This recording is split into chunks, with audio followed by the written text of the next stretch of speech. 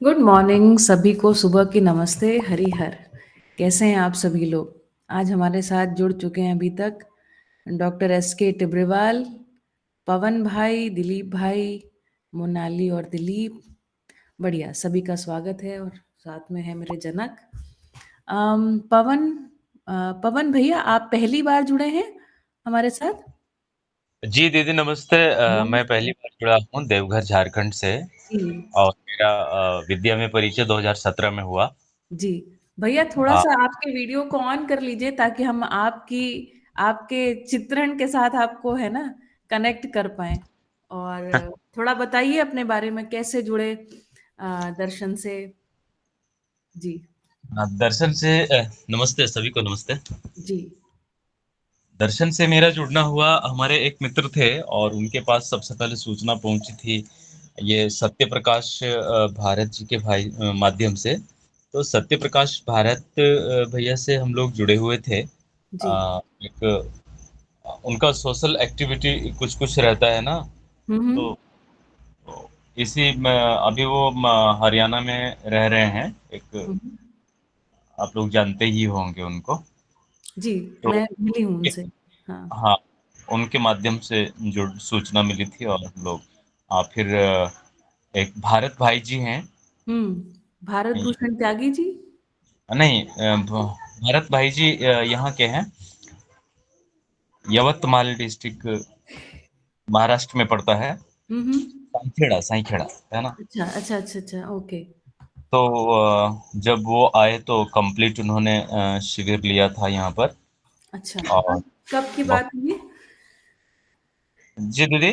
कब की बात है? शिविर उन्होंने कब लिया? ये 2016-17 की बात है। अच्छा अच्छा, बढ़िया। हाँ जी। तो फिर मुझे लगा कि जो चीज़ें मुझे चाहिए या जिसकी स्पष्टता नहीं है, यहाँ तो कंप्लीट सारी चीज़ें एक साथ दिख रही सही है ना। बात है। जी और जी। अब क्या चाहिए फिर, है ना। हाँ, बिल्कुल सही बात है एकदम। तो फिर भैया, क्या अब क्या करते हैं? आपका प्रोफेशन क्या है? मैं शिक्षक हूँ, मेरा विद्यालय है, प्राइवेट स्कूल है। हम्म। और उसी से जुड़ा हुआ हूँ। और अब तो वे दिख गया है कि यहाँ तो बढ़िया काम किया जा सकता है। जी। क्योंकि दर्शन जिस रूप में है, जिसके लिए है, तो वो तो यही है कि शिक्षा संस्कार से हम सभी चीज़ों को इनिशिएट कर सकते हैं। एकदम बिल्कुल जबरदस्त बात आपने कही कि शिक्षा संस्कार से हम सभी चीजों को इनिशिएट कर सकते हैं।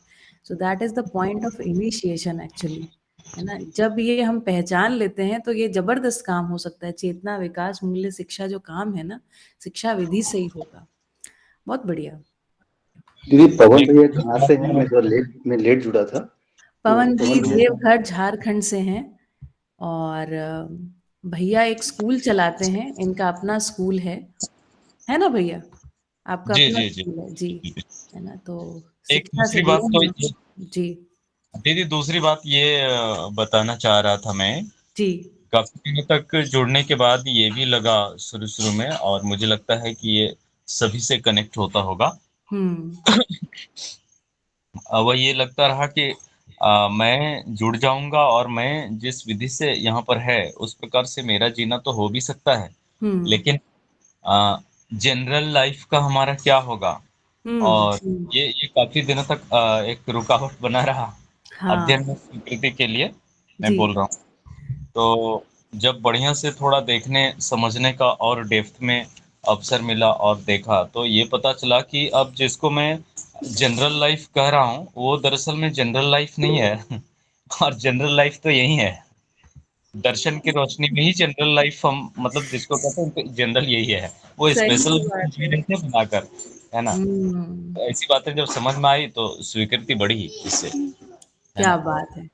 बहुत बढ़िया, दो बातें आज आपने बहुत बढ़िया कही। एक तो आपने कहा शिक्षा संस्कार जो है ये इनिशिएशन पॉइंट है ना। और जो दूसरी बात अभी आपने कही कि ये जो विशेष और सामान्य की एक जो दौड़ है ना, प्रतिस्पर्धा, उसके प्रति आक्रोश हम में भरा हुआ है। ऐसा कुछ नहीं है, इससे आगे की बात व्यवस्था है ना। फिर आपने एक बात शुरुआत में कही कि सब कुछ एक थाली में मिल गया। ये तो भैया आपसे हम खूब सहमत हैं, है ना? मैं हमेशा कहती हूँ बाबा जी अ, है ना, हमको तो प्रश्न भी नहीं पता थे। प्रश्न भी मिले, उत्तर भी मिले, है ना? और एक तृप्ति रहती है। ये बात तो है। बिल्कुल, आपकी बात से खूब सहमत हैं। सहमत क्या, मुझे लगता है आज हमारे साथ जितने 15 लोग यहाँ बैठे हैं, एक मत हैं हम लोग। है ना? बिल्कुल। जी, सहमति की नहीं, एक मति की बात है। बहुत बढ़िया, है ना? तो हम्म। पवन भैया, इस ग्रुप में हम लोग सार्थक जन संवाद, है ना, इस विषय पर लेकर के हम लोग इस इन सत्रों को आगे बढ़ा रहे हैं। और विज्ञान में देखिए, विकास क्रम विकास, जागृति क्रम जागृति, ये बहुत एक सुंदर स्पष्टता बाबा जी ने दी है कि इस अस्तित्व में नित्य प्रकटन है और उस क्रम में एक एक चीज हो रही, हर चीज किसी प्रयोजन से हो रही है। सत्ता में संप्रक्त जो जड़ चैतन्य प्रकृति है ना, जो चैतन्य प्रकृति है, वो इस जड़ प्रकृति के माध्यम से सत्ता में संपृक्तता का अनुभव करने के लिए सब चीजें घट रही हैं, है ना? तो ये प्रयोजन के रूप में हर एक वस्तु में, हर एक इकाई में, है ना, जुड़ाव को हम देख पाते हैं।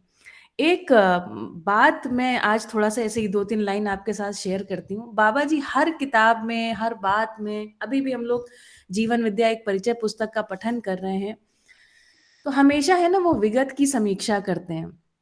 तो कई बारी लगता है कि एक रिजेक्शन प्रोसेस चल रहा है, बाबा जी रिजेक्ट कर रहे हैं जो पीछे आई हुई बात है उसका, है ना? ऐसा नहीं है। जो समीक्षा बाबा जी कर रहे हैं ना, वो खंडन के रूप में नहीं है। बाबा जी सिर्फ इतना कह रहे हैं कि जो भौतिकवादी विधि से वस्तुएं पहचानी गई, उसके बाद उसका भी बढ़िया प्रयोजन तो है ही ना।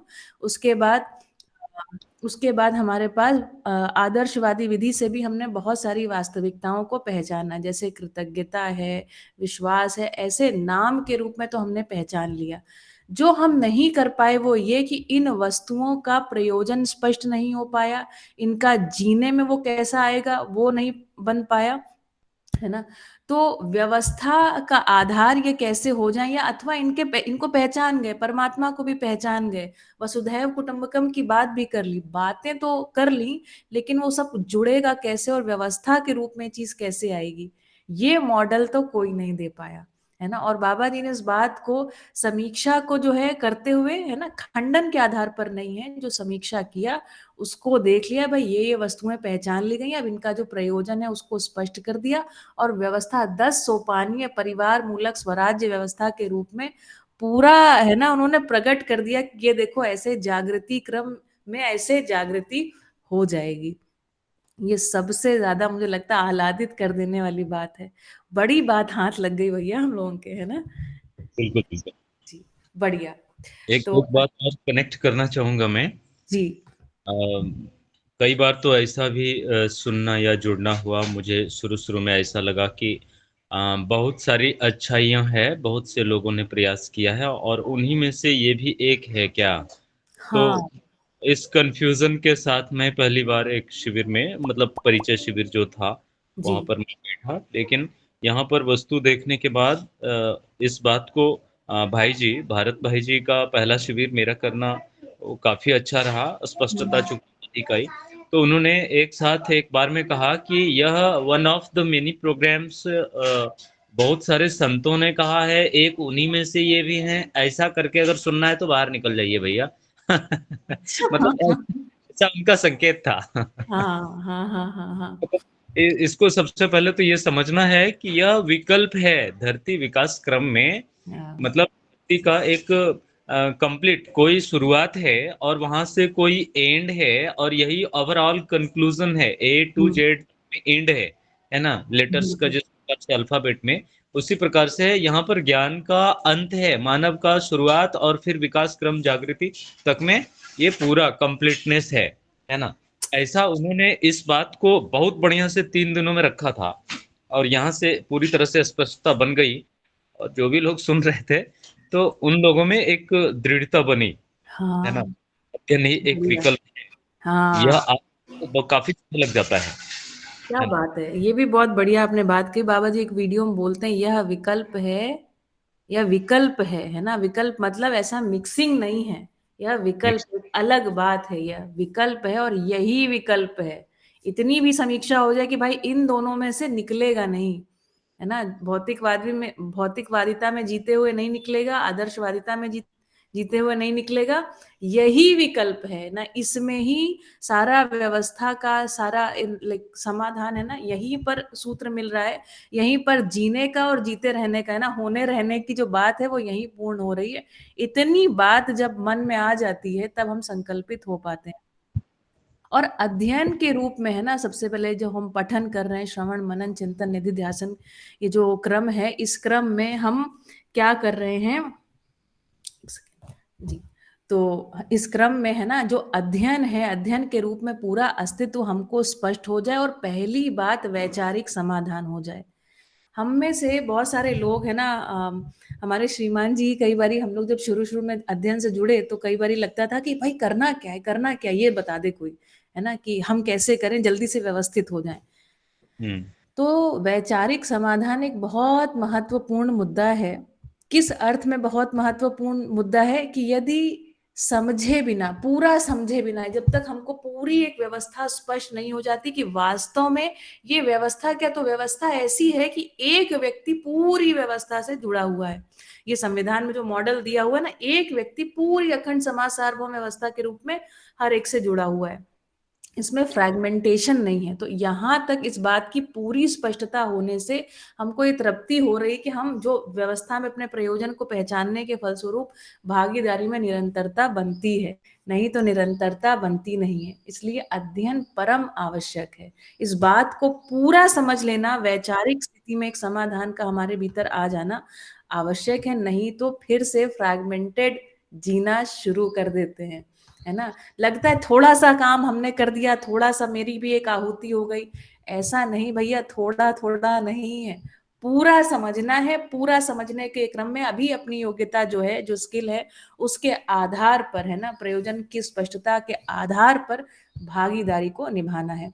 एक बात बोलते हैं, पहचानना निर्वाह करना, जो शब्द है ना निर्वाह, इसको याद रख लीजिए। निर्वाह जो है वो निरंतरता के अर्थ में, नी से निर्वाह, नी से निरंतरता। यदि निर्वाह में निरंतरता नहीं है तो वही पीड़ा है। देखिए, विश्वास वगैरह थोड़ा थोड़ा तो हमको भी पता है, भास आभास तो होता ही है। समस्या हम में और एक जागृत मानव में इतनी है कि उनमें निर्वाह के रूप में निरंतरता है, हम में वो निरंतरता है नहीं, है ना। और निरंतरता ही हमको स्वीकार होती है, और अस्वीकार को स्वीकार करने का दबाव ही वेदना है। इसलिए हम वेदनापूर्ण स्थितियों में रहते हैं। बढ़िया, ठीक है ना। पंकज भैया, हम लोग हर दिन एक वीडियो देखते हैं, तो आज हम लोग वीडियो देखने वाले हैं। कहानी धरती की चल रही है, विकास क्रम, विकास को और थोड़ा गहराई से है ना विज्ञान के साथ समझने का हम काम कर रहे हैं।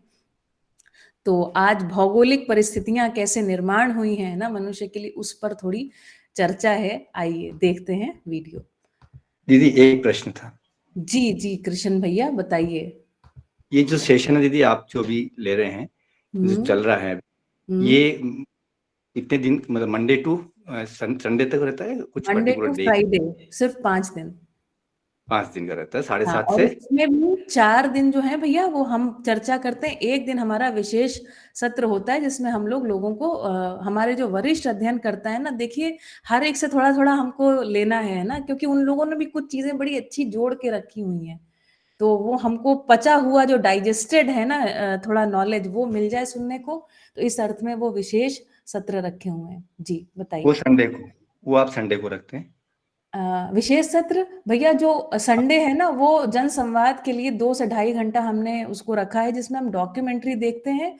और डॉक्यूमेंट्री देखने के साथ साथ है ना, देखिए डॉक्यूमेंट्री से बहुत सारा अच्छा काम हुआ है ना, लोग जो साइंटिस्ट वगैरह हैं, जो अच्छे फिल्म मेकर्स, उन्होंने कुछ काम किया है, लेकिन विकल्प नहीं दे पाए अंत में। समस्या का तो खूब बढ़िया उन्होंने चित्रण निर्देशन कर लिया, लिख भी अच्छा लिया, लेकिन इसके स्वरूप में क्या व्यवस्था, क्या विकल्प है, ये नहीं दे पाए।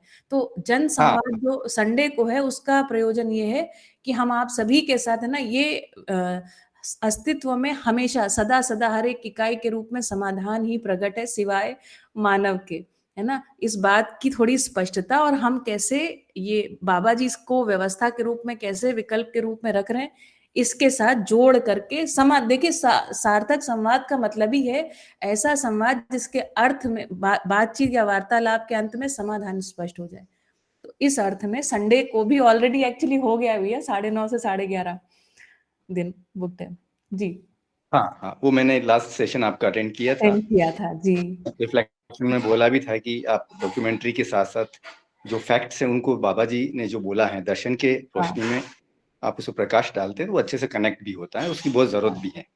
बिल्कुल। तो ये तो बहुत ही आप साधुवाद के पात्र है, आपने जो कार्यक्रम स्टार्ट किया है बहुत ही बढ़िया कार्यक्रम है, क्योंकि ये थोड़ा सा जो लोग दर्शन से एकदम से नहीं भी जुड़े हैं, पूरी तरह से अध्ययन भी नहीं हुआ है, उनके लिए और पर्टिकुलरली यंग जनरेशन के लिए तो जुड़ने के लिए, क्योंकि यंग जनरेशन डायरेक्ट अध्ययन की जब हम बात करते हैं ये सारी चीजें जो बाबा जी ने रखी है सहअस्तित्व और ये, तो वो एकदम पकड़ नहीं पाते हैं। और इसमें वो थोड़ा सा धीरे धीरे पकड़ पाते तो फिर उनकी रुचि और बढ़ जाती है इसके प्रति। तो बहुत बढ़िया दीदी। मंडे टू फ्राइडे तो मॉर्निंग 7:30 से 8:30, थोड़ा सा 8:30 5 मिनट आगे कई बार बढ़ जाता है, लेकिन वो नहीं, कोई इशू नहीं दीदी, वो तो जी जी जी जी, वो तो हमारा तो रहता है कि और बढ़ जाए, कोई दिक्कत नहीं उसके अंदर, जब तक कि कोई काम नहीं हो तो वैसे। तो और प्रायोरिटी में आने के बाद तो यही सबसे कृष्ण भैया, मैं कल शाम कोई मेरे मन में अपने आप ही ये जितने कार्यक्रम ये स्वतः विचार के फलस्वरूप ये सब हमने बना लिए। कल मेरे मन में 2 बातें आई। बाबा जी बोलते हैं इस मानव जाति के, है ना, अभी जो भ्रांत मानव परंपरा है, इसमें हमारी छाती के 2 पीपल हैं। वो 2 पीपल कौन से हैं? इन पीपलों को काटना है। पहला है नर नारी जो समानता है ना, ये कैसे आएगी, इसका जो विकल्प बाबा जी ने दिया, एक ये बात। दूसरी बात है कि गरीबी अमीरी में संतुलन, ये कैसे आएगा, है ना। तो इस पर भी एक जन संवाद को हम लोग सोच रहे हैं शनिवार को शुरू करेंगे, मे बी अगले महीने से। इस पर थोड़ा भी विचार करूंगी। पर मैं बता दूं आप सभी, है ना, अभी मेरे मित्र जैसे, तो मैं चाहती हूँ कि आप सब, है ना, ये चीज से अवेयर रहें कि ये भी एक चीज है जिस पर हमको विचार करना है। क्योंकि व्यवस्था, जैसे परिवार व्यवस्था तभी खड़ी होगी जब नर नारी में समानता होगी। और इस समानता का मतलब ये नहीं कि नारियां अपना खाना बनाना छोड़ देंगी, है ना, या पुरुष अपना काम करना छोड़ देंगे, या कोई ऐसा एक्सचेंज हो जाएगा जैसा कि भौतिकवादी कल्पनाओं में या व्यक्तिवादी कल्पनाओं में आता है। ऐसा नहीं होगा, है ना। इसका भी एक विकल्प प्रस्तुत किया है ना। गरीबी अमीरी में संतुलन कैसे होगा, इसका मॉडल कैसे होगा, इनके ऊपर मैं जन संवाद को आमंत्रित करना चाहती हूँ, लोगों के ध्यान में जाए। क्योंकि यदि ये स्पष्टताएं हो जाती हैं, अगर ये पीपल हम काट लेते हैं, तो सार्थक पीपल काट लेना है, सार्थक को बो देना, बाकी तो फसल, है ना, हमारे पास परिवार मूलक स्वराज्य व्यवस्था के आधार पर 10 सोपानीय जो ये व्यवस्था है, ये खड़ी होने की एक स्थिति बनेगी। देखिए अंतिम बात ये, देखिए अनुभव बाबा जी के पास आ गया, अब जागृति क्रम जागृति की बात है। अनुभव हो गया, इसके फलस्वरूप अब हम जागृति क्रम में है ना। ऐसी बात है, चलिए थोड़ा सा कहती हूँ, ऐसी बात है जैसे न्यूटन थे ना, तो न्यूटन एक दिन अपने आप, है ना, ऐसा हुआ कि उनके सर पे मुझे लगता है सेब गिरा, या बाजू में कहीं सेब गिरा, और एकदम से उनको चमक गया। ऐसे ही अस्तित्व में सहज प्रकटन के क्रम में बाबा जी की अहर्ता के फलस्वरूप उनको अनुभव हो गया। अनुभव होने के फलस्वरूप उनको व्यवस्था जो है ना, स्पष्ट हो गई। अब हम जो है वो जागृति क्रम में है ना, हमारी क्या है, जागृति होनी। तो जागृति क्रम में कैसे, तो उस अनुभव की रोशनी में, है ना, जो ज्ञान, जो समझ आ गई। जैसे हम जब न्यूटन के साथ जो उनको ग्रेविटेशन, लॉ ऑफ ग्रेविटेशन समझ में आ गया, इसकी रोशनी में हमने क्या किया, तो हम समझ गए, हमने तरह तरह के, है ना, सब डेरिवेशंस कर लिए, और हमने कहा अरे इस विधि से जो है वो, इस विधि से जो है कि हम अच्छी से अच्छी, है ना, बिल्डिंग्स बना सकते हैं, अच्छी से अच्छी यांत्रिकी को स्थापित कर सकते हैं, और, है ना, एरोप्लेन से लेके, रॉकेट से लेकर के हम पहुंच गए चांद तक, हम पहुंच गए मंगल तक, न जाने हमने उस फॉर्मूले के बेसिस पे क्या ना क्या कर लिया। तो ऐसी बात है कि एक बात समझ में आने, अब ऐसा नहीं है कि हम सबको पेड़ के नीचे बैठना और हमारे सब और इंतजार करना आंख बंद करके कि कब हमारे भी सर पे सेब गिरेगा। ठीक है, तो सेब गिरने का इंतजार नहीं है, अब हमें लॉ ऑफ ग्रेविटेशन समझ में आ गया है, व्यवस्था समझ में आ गई है, इतनी बात है ना। तो ये है जागृति क्रम जागृति, हम जागृति क्रम जागृति में है। पूरा अस्तित्व की ये व्यवस्था है। जिस प्रकार विकास क्रम विकास पिछले की तीनों अवस्थाओं, पीछे की तीनों अवस्थाओं में, उसी प्रकार जागृति क्रम जागृति में ज्ञानावस्था की इकाई मानव स्वयं को प्रमाणित करेगा इस धरती पर व्यवस्था को प्रमाणित करेगा, और ये इसके फलन में ये जो धरती है ये अपने को अखंड अपने को पूरे ब्रह्मांड की व्यवस्था में प्रमाणित करेगी। इतना बड़ा ये कार्यक्रम है और इतना छोटा सा भी ये कार्यक्रम है। ठीक है, चलिए, ओके, बढ़िया। आज तो सार्थक और भी चर्चा हुई, तो देखते हैं हम लोग वीडियो। ठीक है कृष्ण भैया, थोड़ी सी स्पष्टता और मंडे टू फ्राइडे 7:30 to 8:30 ये से है, और संडे को 9 to 9:30 to 11 11:30। हाँ, ये थोड़ा 30 सा to कई 11। बार लंबा प्रश्न उत्तर के चक्कर में 12 बजे तक भी जाता है ना? हाँ, और अभी जी। सैटरडे को कुछ नहीं हो रहा, सैटरडे को अभी कोई सैटरडे को प्लान अभी नहीं। छुट्टी है, सैटरडे के लिए आगे प्लानिंग चल रही है ना? हाँ, सैटरडे आगे की कृष्ण प्लानिंग भैया है। इसलिए और खाली आपने भी, रखा है।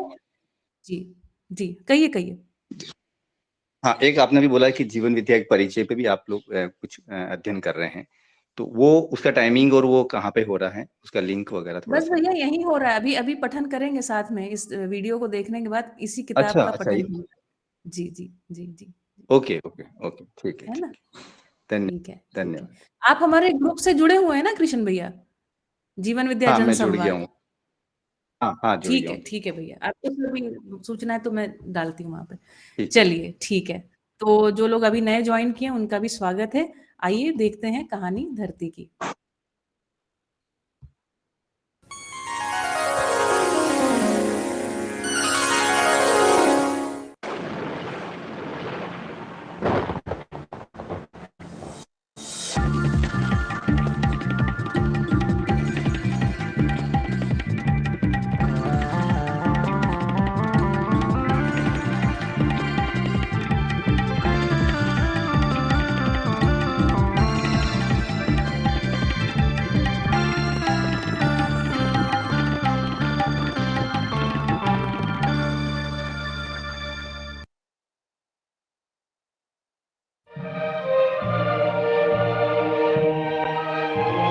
अंतरिक्ष की ऊंचाई से यह दुनिया अलग सी लगती है।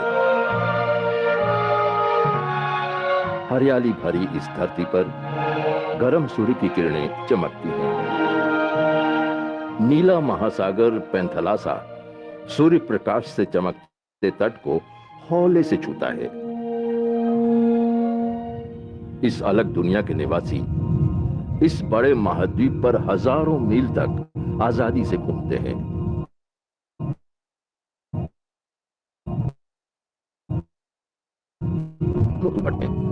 और पूरे परिदृश्य को बदल देते हैं। करीब 25 करोड़ साल पहले हमारी पृथ्वी का रूप बिल्कुल अलग था। उस वक्त सभी महाद्वीपों का समावेश एकल बड़े महाद्वीप पेंजिया में था।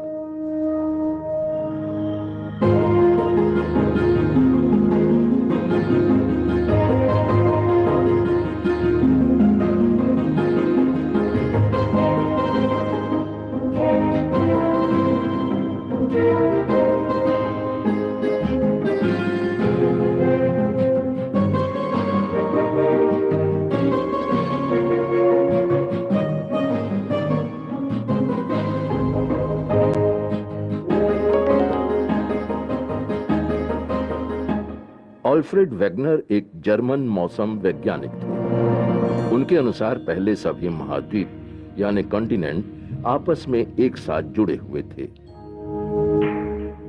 इसे सुपर कॉन्टिनेंट पेंजिया कहा जाता था। उनके कॉन्टिनेंटल ड्रिफ्ट सिद्धांत के अनुसार करीब 20 करोड़ साल पहले पेंजिया दो भागों में विभाजित हुआ, लॉरेशिया और गोंडवाना लैंड। काफी समय बाद महाद्वीप एक दूसरे से अलग हुए और खिसकते हुए वहां पहुंचे जहां वो वर्तमान स्थिति में है।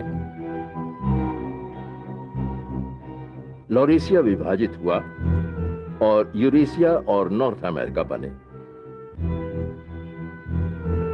Gondwana land Antarctica, Africa, Australia, south America और भारतीय उपमहाद्वीप प्लेट में विभाजित हुए। वेगनर ने सिद्ध किया कि दक्षिणी अमेरिका का पूर्वी तट और अफ्रीका का पश्चिमी तट एक समय आपस में जुड़ा हुआ था। अंटार्कटिका में जमे हुए बर्फ के काफी नीचे पाए जाने वाले कोयले के जमाव से इस बात की पुष्टि होती है कि अंटार्कटिका एक समय भूमध्य रेखा यानी इक्वेटर के पास था। उनके अनुसार इंडियन प्लेट में यूरेशियन प्लेट से टकराने से विशाल हिमालय की उत्पत्ति हुई। लेकिन वेगनर यह सिद्ध नहीं कर पाए कि किस मजबूत बल की वजह से महाद्वीपों का स्थानांतरण हुआ।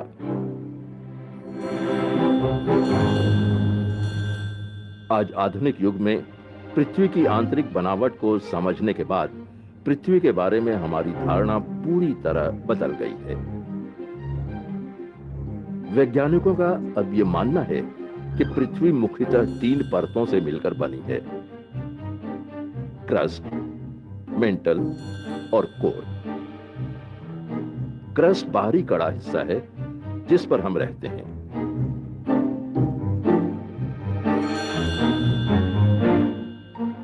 बाहरी कड़े हिस्से यानी क्रस्ट की औसतन मोटाई करीब 30 किलोमीटर है। दूसरी परत यानी मेंटल ठीक क्रस्ट के नीचे है और इसकी मोटाई लगभग 2900 किलोमीटर तक है। केंद्र में धात्विक कोर या अंत भाग होता है जो मेंटल की तुलना में दुगना घना होता है और मुख्यतः निकेल और आयरन का बना होता है। बाहरी कोर में धातु पिघली अवस्था में होते हैं, जबकि आंतरिक कोर काफी दबाव और घनत्व की वजह से ठोस अवस्था में होता है। कोर का तापमान सूर्य की सतह से भी ज्यादा होता है।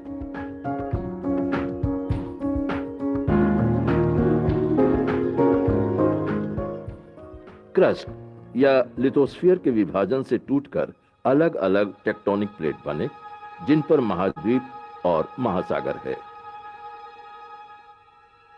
क्रस्ट के टुकड़े ही पृथ्वी के टेक्टोनिक प्लेट्स हैं। आज इन मुख्य प्लेटों की संख्या 12 है।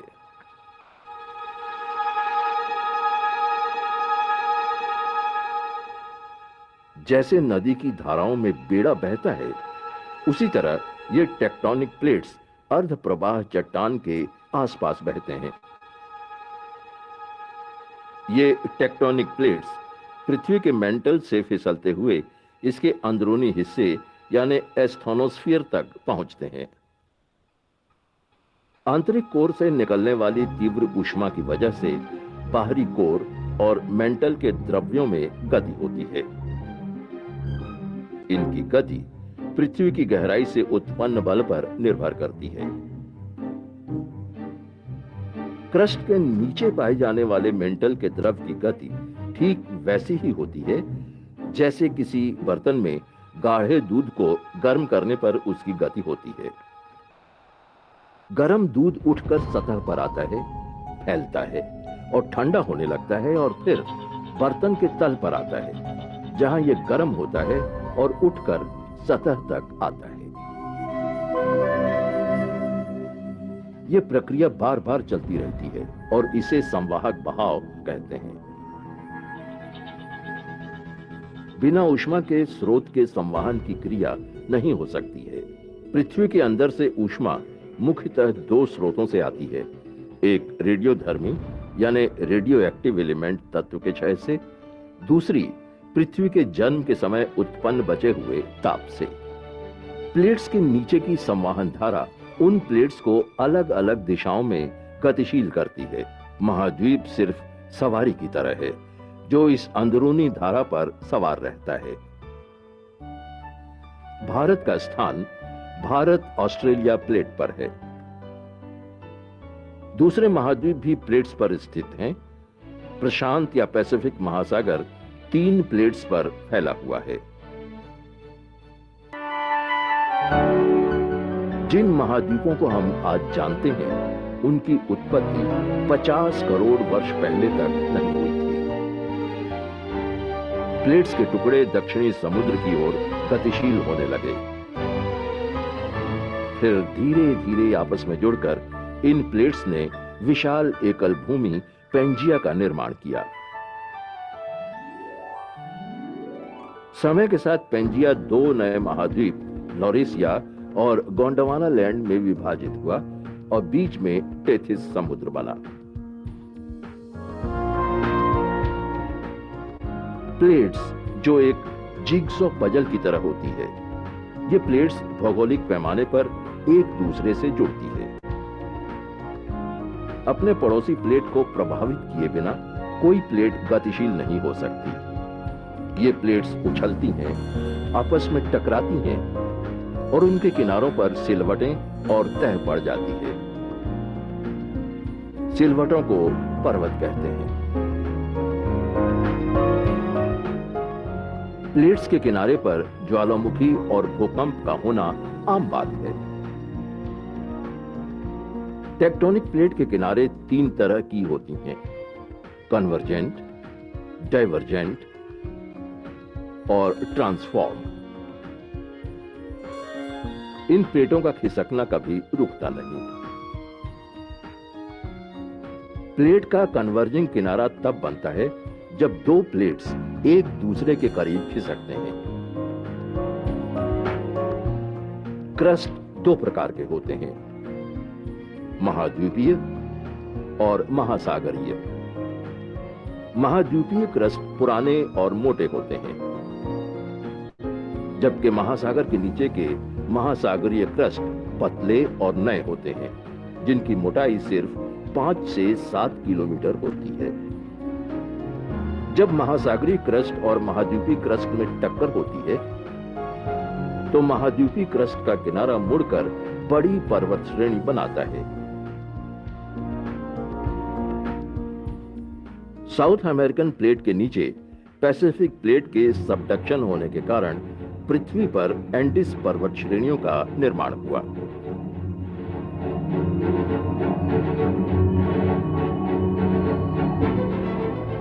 जब 2 महासागरीय प्लेट के किनारे आपस में टकराते हैं, तो वहां ट्रेंच यानी खाई बनती है। चूंकि महासागरीय प्लेट का किनारा पृथ्वी के गर्म अंतर्भाग में फंसता है, इसलिए वहां की कुछ चट्टानें पिघल जाती हैं।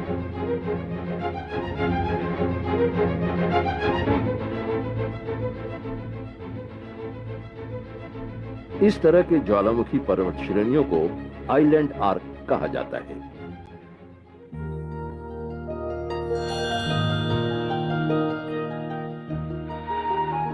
जापान द्वीप समूह आइलैंड आर्क के एक अच्छे उदाहरण है।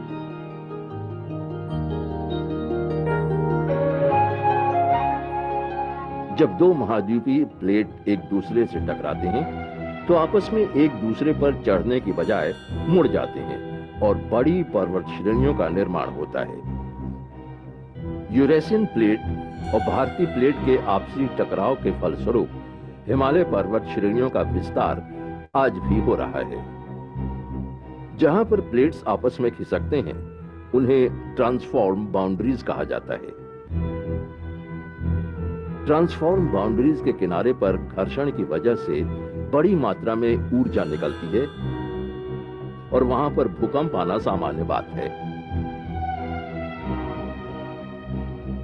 सैन एंड्रियस फॉल्ट जोन की प्लेट बाउंड्री इसका एक अच्छा उदाहरण है, जहां प्रशांत या पैसिफिक प्लेट के उत्तरी गति और उत्तरी अमेरिकन प्लेट की दक्षिणी गति होती है।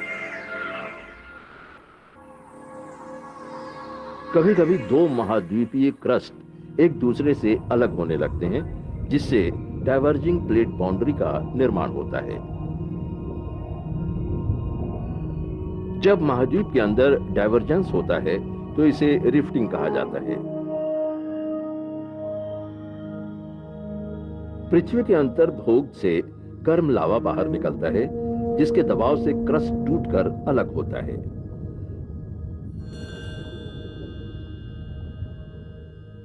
जब रिफ्ट वैली एक दूसरे से अलग होती है, तो प्रारंभिक प्लेट से 2 महाद्वीपीय प्लेट बनते हैं।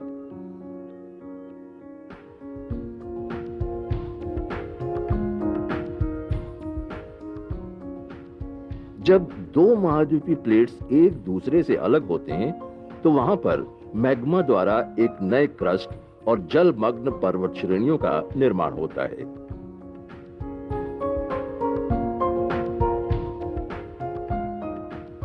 पृथ्वी पर अगर जलमग्न पर्वतों की बातें करें तो मिड अटलांटिक पर्वत श्रेणी इसका उदाहरण है,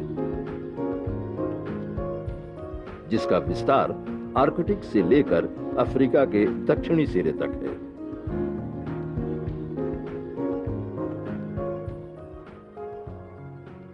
चौदह नवंबर 1963 की भोर का वक्त था।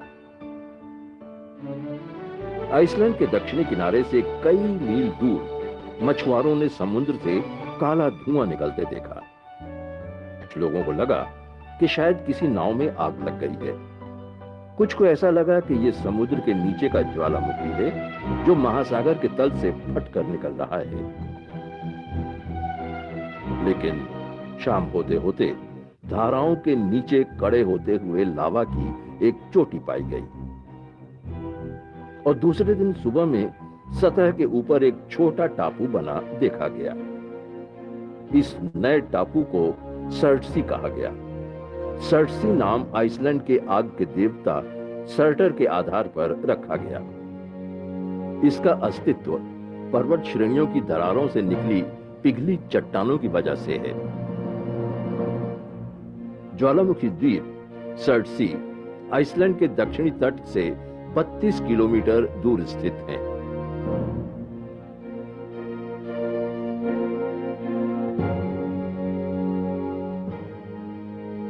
पृथ्वी जीवित है, परिवर्तनशील है और इसका लगातार विकास हो रहा है। अभी भी क्रस्ट या प्लेट्स पृथ्वी की नाव की तरह तैर रहे हैं।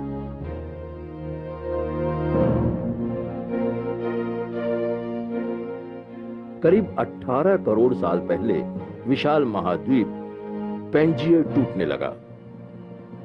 वैज्ञानिकों का मानना है कि पेंजिया के टूटने का कारण वही था जो आज प्लेट्स के गतिशील होने के कारण है।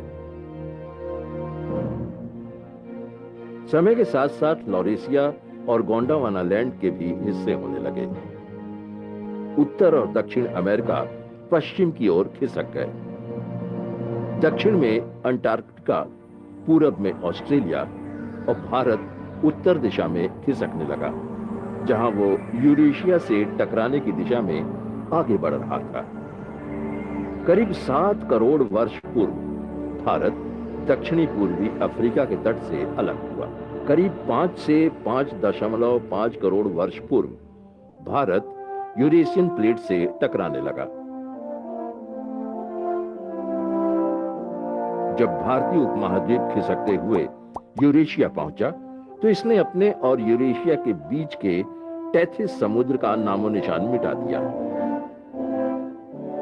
करीब 5 करोड़ साल पहले दो भीमकाय जमीन के समूह की आपस में मुलाकात हुई। चूंकि भारत यूरेशिया को दबाता चला गया, इसलिए दोनों तरफ भयानक उथल पुथल मची। जब दो महाद्वीप का क्रस्ट यानी बाहरी कड़ा हिस्सा एक दूसरे को दबाता है तो उनमें दरार पड़ती है और ऊंचे ऊंचे पर्वत श्रेणियों का जन्म होता है। तैरते भूमिखंडों में आपसी टकराव से उत्पन्न बल इतना ज्यादा था कि कई लाख वर्ष तक उनमें उथल पुथल मचती रही और जन्म हुआ उच्चतम पर्वत श्रेणियों में गिने जाने वाले हिमालय का।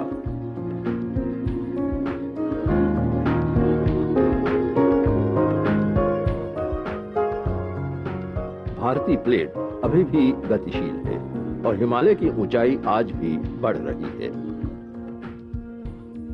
10 मीटर 100 साल में।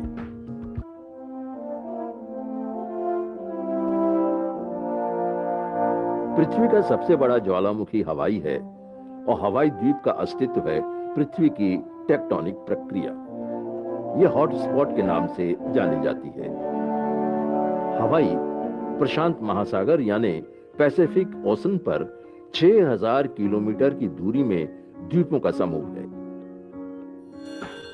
वैज्ञानिकों का ये मानना है कि नीचे से ऊपर की ओर आता हुआ लावा, जिसे प्ल्यूम कहते हैं, वो पैसिफिक प्लेट के नीचे स्थायी जगह पर रहता है। करीब 2.5 करोड़ वर्ष पूर्व पैसिफिक प्लेट ने प्ल्यूम या हॉट स्पॉट के ऊपर एक कन्वेयर बेल्ट की तरह खिसकना शुरू किया।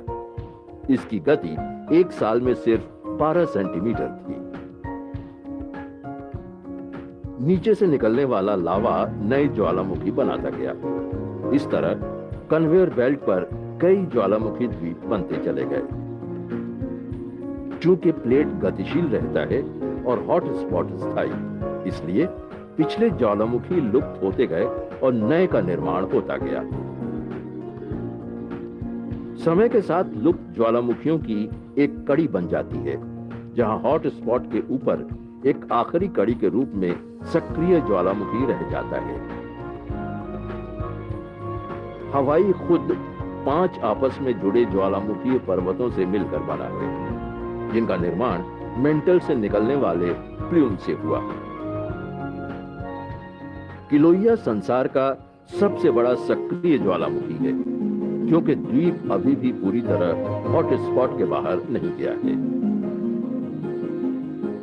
प्लेट टेक्टोनिक्स से जुड़े कॉन्टिनेंटल ड्रिफ्ट ने जैविक वातावरण को पूरी तरह बदल दिया है।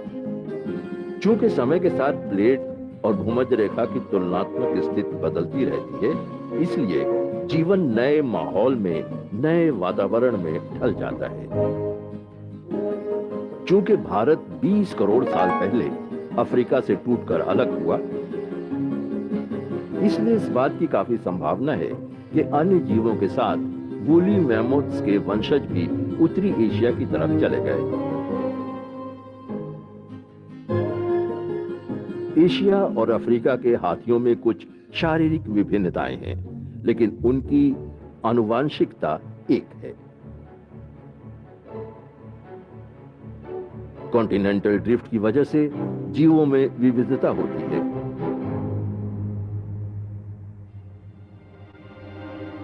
ये विविधता जीवों को उन्मूलन से बचाती है।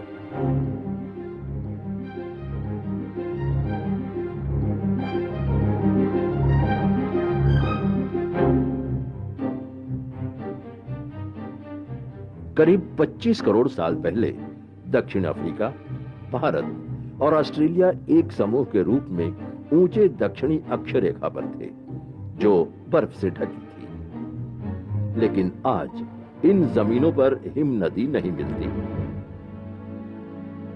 वहीं दूसरी तरफ अलास्का और स्कैंडिनेविया जैसे प्रदेश भूमध्य रेखा के पास थे, जहां बर्फ का नामो निशान नहीं था। और आज अलास्का और स्कैंडिनेविया की जमीनों पर हिम नदी मिलती है।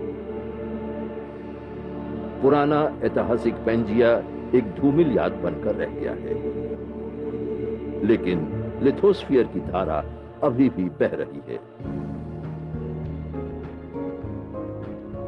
जमीनों के बीच की बृहद दूरी शायद एक बार फिर कम हो सके। धरती एक बार फिर रहस्यमय टुकड़ों की तरह नजर आए। हमारी आने वाली पीढ़ी शायद भविष्य में एक अकेले महाद्वीप के नागरिक बन सकें।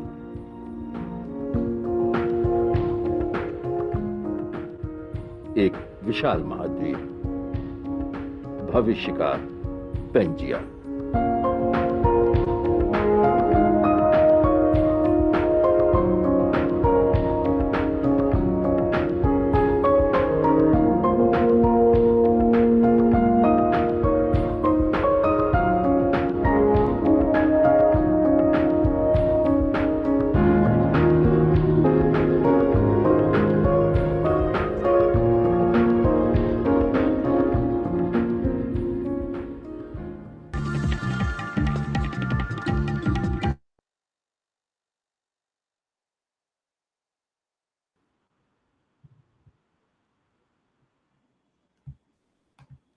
क्या बात है।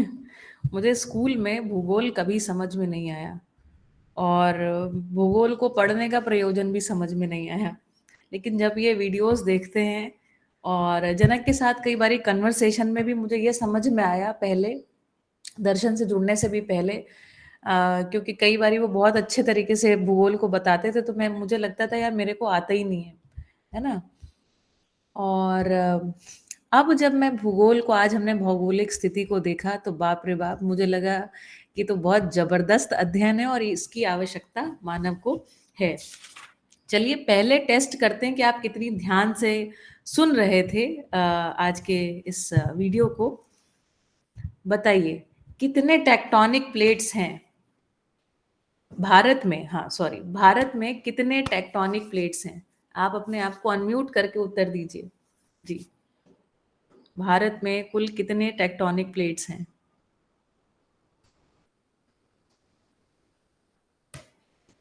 ये टोटल 12 की बात हुई, भारत का ध्यान नहीं करना। भारत में ही 12 टेक्टोनिक प्लेट्स हैं। कुल भारत अच्छा। में 12 टेक्टोनिक प्लेट्स हैं, ऐसा कहा गया, ऐसा मुझे लगता है ना। 99% तो यही है। अच्छा जी, ये बताइए और किसने ध्यान से सुना कि जो कोर है, जो धरती में है ना, क्रस्ट है, ऊपरी जो सतह है, उसके बाद मैंटल है जो कि लगभग 2900 किलोमीटर, जिसकी अगर हम डेप्थ नापें तो, और उसके बाद कोर है जो सूर्य से भी गर्म हिस्सा है ना। और इसको लगभग मुझे लगता है 3500 किलोमीटर बताया गया था, मैंने लिखा नहीं है पर मुझे लगता है 3500 किलोमीटर का बताया गया था, और ये सूर्य से भी अधिक गर्म है। कोर में कौन से 2 एलिमेंट हैं जो अधिकतम मात्रा में वहां पर हैं? 2 एलिमेंट्स हैं कोई? Iron and nickel. Very good, very good Vilas भाई, बहुत बढ़िया। निकल और आयरन है वहां पर। अच्छा, ठीक है, मुझे लगता है काफी लोग, अच्छा ये एक आखिरी क्वेश्चन और बता दीजिए, मुझे लगता है ये सबसे टफ क्वेश्चन है। सबसे बड़ा, इस दुनिया का सबसे बड़ा और सबसे सक्रिय ज्वालामुखी का नाम बताइए। मुझे लगता है नाम पे ध्यान नहीं दिया होगा। खैर, एस का किसका? एस से नहीं था, के से था, किलोइया। अच्छा, इससे आपने मुझे दूसरा प्रश्न याद दिला दिया जी। ये बताइए, जो सर्डसी नाम का एक ज्वालामुखी है, जो ये आइलैंड बना, इसको, ये कौन से देवता के नाम पर सर्डसी नाम पड़ा इस आइलैंड का? शनि के आधार पर? शनि नहीं, शनि नहीं, दूसरा कुछ देवता कुछ कहा था। अग्नि देवता, यस। उस आइलैंड के जो आसपास के लोग रहते हैं, उनके अग्नि देवता का नाम सर्डसी है। SURSTSURTSEY, सर्डसी। बढ़िया। तो इस पूरे, जब हम वीडियो को देख रहे थे तो इसमें एक बहुत जबरदस्त एक बात आती है कि देखिए, अस्तित्व में विभाजन हो रहा है, इस विभाजन का एक प्रयोजन है ना, इस विभाजन का एक प्रयोजन है। ऐसा नहीं है, जैसे बात करें, वैगनर नाम के एक साइंटिस्ट थे और उन्होंने इसका अध्ययन किया। अध्ययन के फलस्वरूप उन्होंने एक लाइन बोली कि वैगनर ये सिद्ध नहीं कर पाए कि कॉन्टिनेंट्स, ऐसा इतना सारा बल, इतनी सारी ऊर्जा कहाँ से आ गई कि ये कॉन्टिनेंट्स टूट गए, है ना। तो इस बात को समझ नहीं पाए, और इस बात को हमारे दर्शन में, है ना, सहअस्तित्ववाद में कह रहे हैं भैया इसके लिए ऊर्जा कहाँ से आ रही, तो वो बता रहे हैं ना, ये किस प्रकार इस तरह गतित है, ये बता रहे हैं। ठीक है, मुझे लगता है ये आप समझ पा रहे हैं ना मेरी बात को।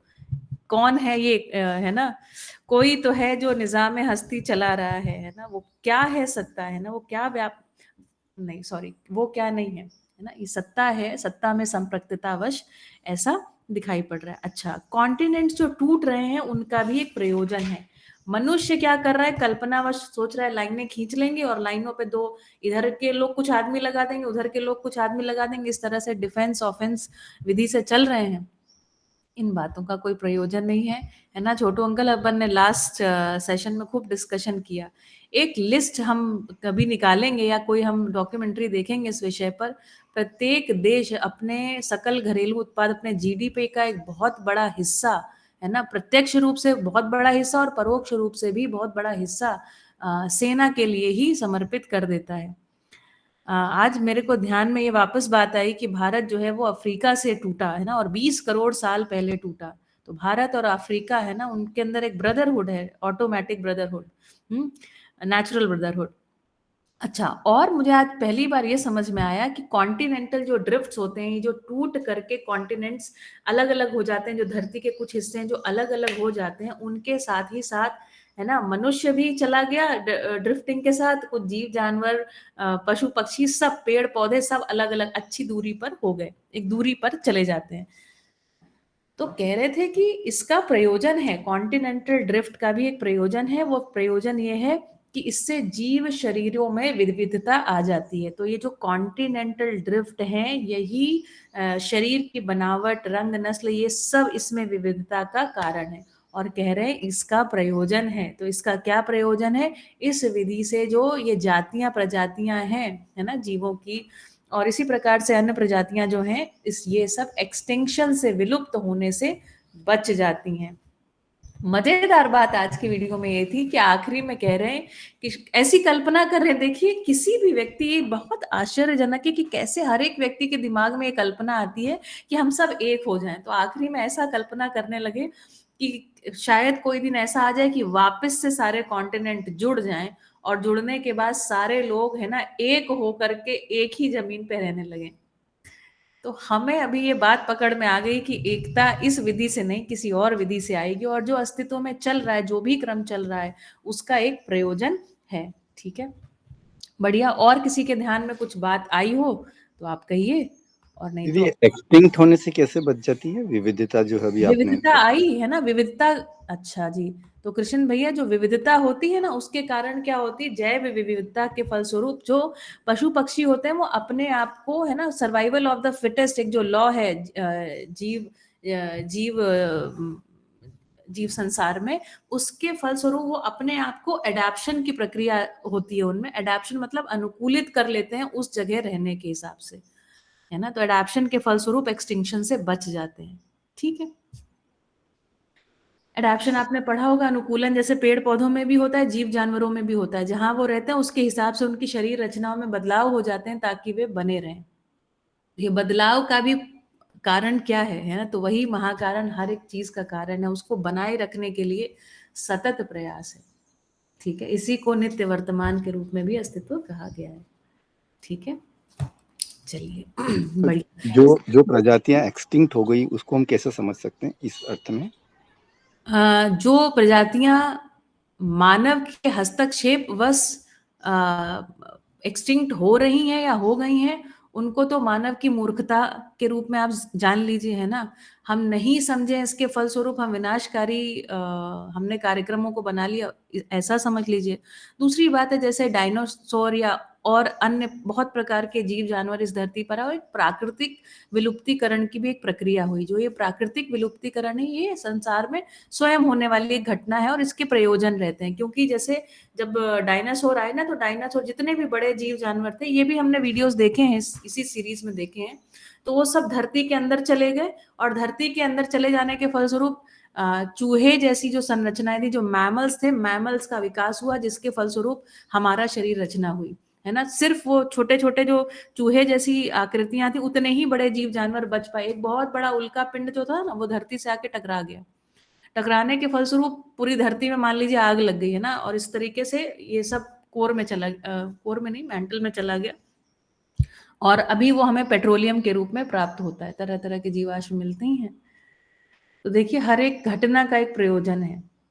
ठीक है, चलिए आइए, तो आगे हम लोग पुस्तक का पठन शुरू करते हैं। हमारे पास 8:24 हो गया है, लेकिन ठीक है, आइए।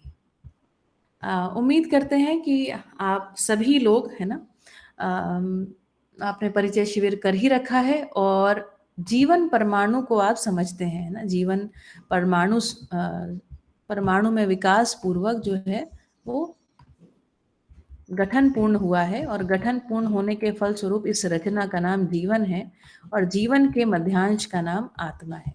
चलिए, तो हम लोग यहाँ तक पहुंच गए थे, आगे देखते हैं, है ना।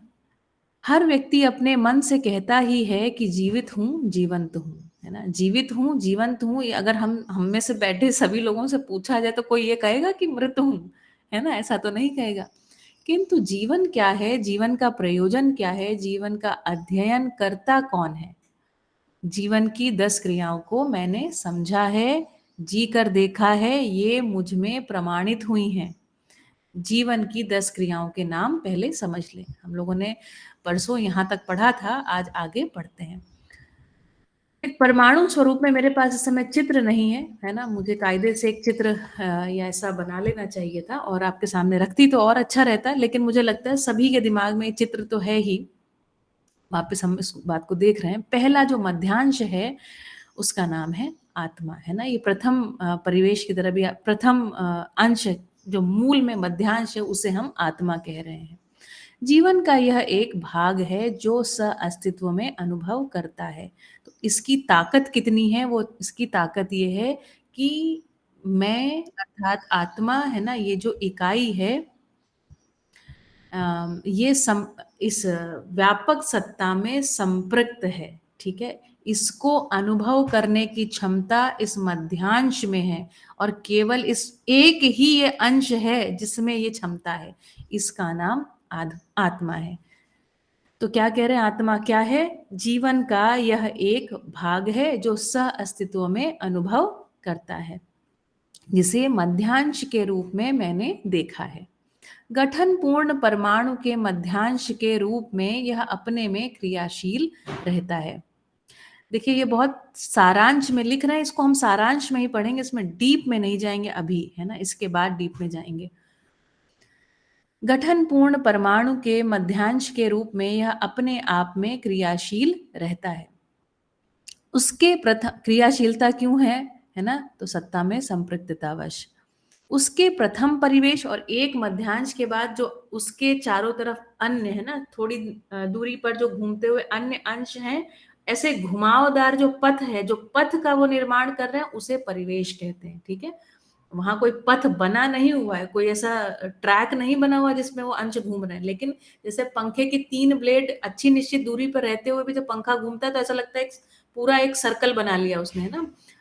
लेकिन यहाँ पर कह रहे हैं तो मतलब ऐसा नहीं कि वो सर्कल है, ठीक है, तो अलग अलग है। तो उसके प्रथम परिवेश, फिर द्वितीय, उससे थोड़ी और दूरी पर द्वितीय परिवेश है, उससे थोड़ी और दूरी पर तृतीय परिवेश है और उससे थोड़ी और दूरी पर चतुर्थ परिवेश है। उसके प्रथम परिवेश का नाम बुद्धि है ना। द्वितीय परिवेश चित्त है, तृतीय परिवेश का नाम वृत्ति है और चतुर्थ परिवेश का नाम मन है। उसके प्रथम परिवेश, द्वितीय, तृतीय, चतुर्थ परिवेश के रूप में बाकी सभी क्रियाएं संपादित होती हैं।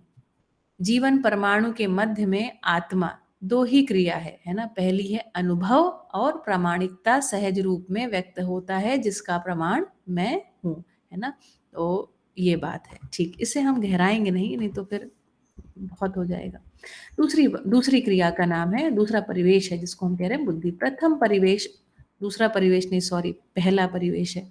प्रथम परिवेश में अनुभव, प्रमाण, बोध, अनुभव और प्रमाण है ना, ये रहा नहीं जा रहा है, तो परावर्तन प्रत्यावर्तन क्रिया के रूप में आगे ऐसा होने के फलस्वरूप है ना। प्रथम परिवेश में अनुभव, प्रमाण, बोध और ऋतंभरा अर्थात संकल्प 2 क्रियाएं होते देखा है।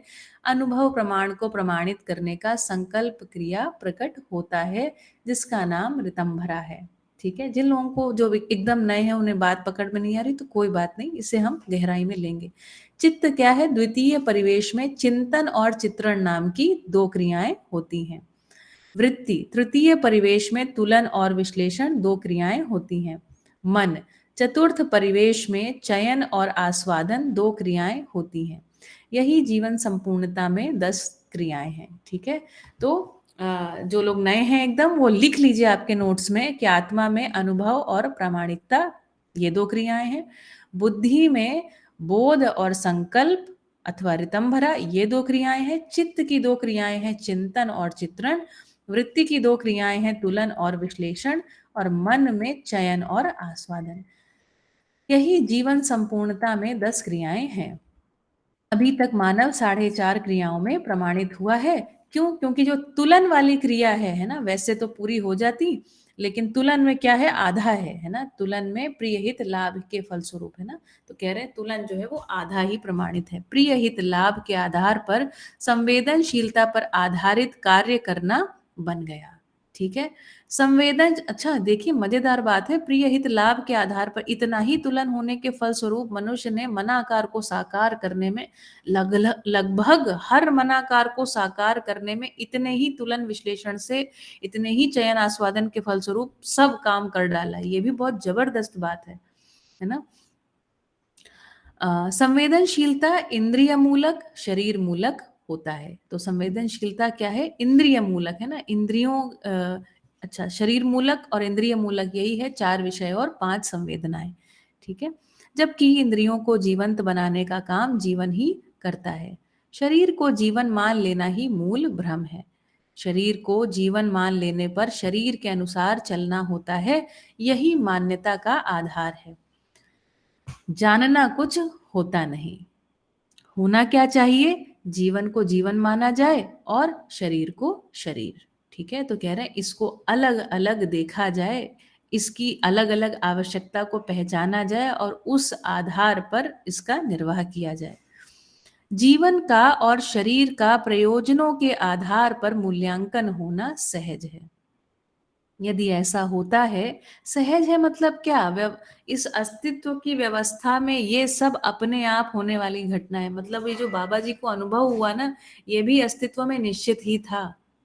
ठीक है। तो जीवन का और शरीर का प्रयोजनों के आधार पर मूल्यांकन होना सहज है। हमें जहां तक आना था, मानव जाति, मानव भ्रमित मानव परंपरा को जहां तक आना था वहां तक आ गई। अब अस्तित्व में अपने आप ही अनुभव घट गया। अब इसके फलस्वरूप जागृत मानव परंपरा बनेगी। ठीक है। चलिए, तो कह रहे हैं इस आधार पर मूल्यांकन होना सहज है। यदि ऐसा होता है, मानव चेतना पूर्वक जीना बनता है। ठीक है। व्यवस्था में जीना बनता है अपने आप, ये भी सब चीजें अपने आप होंगी। इनका मूल्यांकन नहीं हुआ तो अव्यवस्था होगा ही। व्यवस्था में, बस 2 लाइनें और कर लेते हैं। व्यवस्था में जीने के लिए आवश्यक है कि जीवन का मूल्यांकन प्रयोजन के आधार पर तथा शरीर का मूल्यांकन उपयोगिता के आधार पर हो। शरीर की उपयोगिता जीवन अपनी जागृति को मानव परंपरा में प्रमाणित करने के लिए है ना। तो जैसे मैंने कल या परसों हमने बात की थी ना कि कितना सुंदर है, विकास क्रम, विकास के फलस्वरूप ये शरीर बन गया और जो परमाणु में जो विकास हुआ उसके गठन पूर्णता के फलस्वरूप जीवन परमाणु तैयार हो गया। अब ये दोनों साथ में है ना, जीवंत बनाए रखते हुए सत्ता में संपृक्त है ना, जड़ चैतन्य प्रकृति इसका अनुभव करेंगे, मानवीय परंपरा बनाएंगे, अस्तित्व में व्यवस्था को प्रमाणित करेंगे। गजब है ना। तो शरीर की उपयोगिता जीवन अपनी जागृति को मानव परंपरा में प्रमाणित करने के लिए है। मानव शरीर रचना को मानव ने नहीं बनाया है ना। मानव शरीर बनने के बाद जब शिशु मिलता है तब वह जीवंत ही रहता है। जीवंत शिशु मिलने के बाद हम यह मान लेते हैं कि यह शरीर ही जीवन है। थोड़े दिन बाद वह शिशु भी यही मान लेता है। इस ढंग से परंपरा अपने आप में फंसने की बात बनी हुई है और इस फसाव से निकलने के लिए अभिभावक को समझदार होना ही होगा, क्योंकि अभिभावक भी चैतन्य सत्ता है, चैतन्य इकाई है, सॉरी नॉट चैतन्य सत्ता, चैतन्य इकाई है। और जो शिशु है वो भी क्या है? चैतन्य इकाई है। शरीर से शरीर का निर्माण हो रहा है। ठीक है। चेतना का निर्माण नहीं कर रहे हैं आप। और चेतना में क्या है? विकास है ना। तो मूल्य शिक्षा के फल स्वरूप चेतना का विकास होता है। ठीक है। इसको आगे पढ़ते हैं बाद में, है ना। चलिए ठीक है, तो आज के लिए इतना ही, आगे कल पठन करेंगे। ठीक, बढ़िया। तो आज हमारे पठन के फलस्वरूप हमने जो वीडियो देखा, इसके फलस्वरूप आपको कौन सी बात ध्यान में आई? आपने आपके नोट्स में क्या लिखा है मुझे बताइए। कैसा लगा, कैसा रहा जी? कोई भी अपने आप को अनम्यूट करके बोल सकते हैं।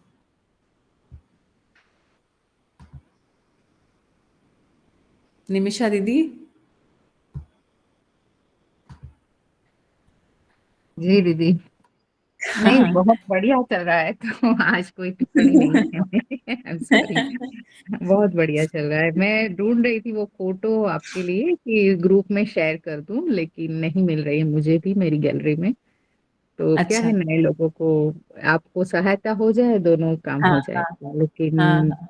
ठीक है। नहीं दीदी, ये अपन करेंगे, इसको एक प्रेजेंटेशन के फॉर्म में बना लेंगे, है ना। और जी, जीवन की जो क्रियाएं हैं ना, इस पे हम विशेष सत्र भी रखेंगे, ताकि बहुत बढ़िया। गहराई से लोगों को पकड़ में आए। वास्तव यस, में एक्चुअली बहुत आसान है ना, जब कोई बहुत अच्छे से कनेक्टेड किया हुआ व्यक्ति इस बात को रखता है ना, तो बहुत आसानी से समझ में आ जाती है। तो यस, हम यस। करेंगे इसके ऊपर पूरा विशेष सत्र की योजना ओके, है ना। नमस्कार। बढ़िया। तो आज की मेरे लिए टेक अवे था, विभाजन का एक प्रयोजन है।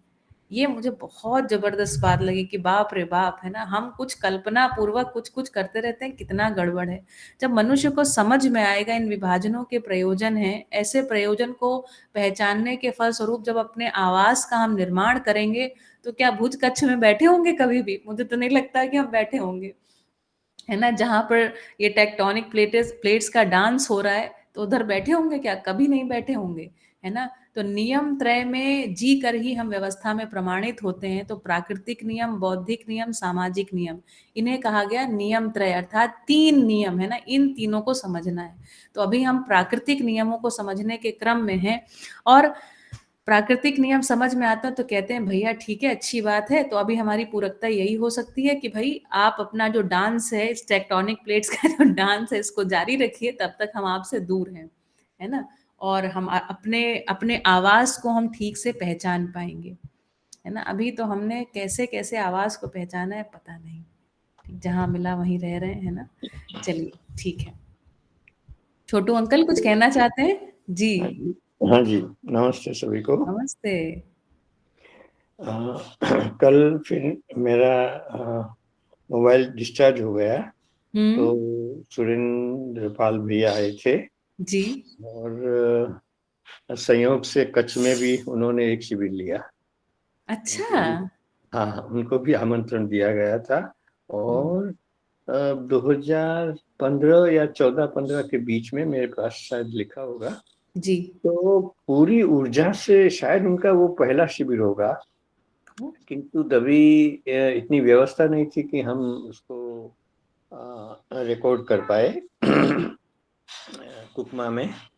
तो मुझे बराबर याद है कि उनका इतना ऊर्जावान प्रेजेंटेशन था। शायद वो तभी उस स्थिति में से गुजर रहे थे। बहुत ही बढ़िया था।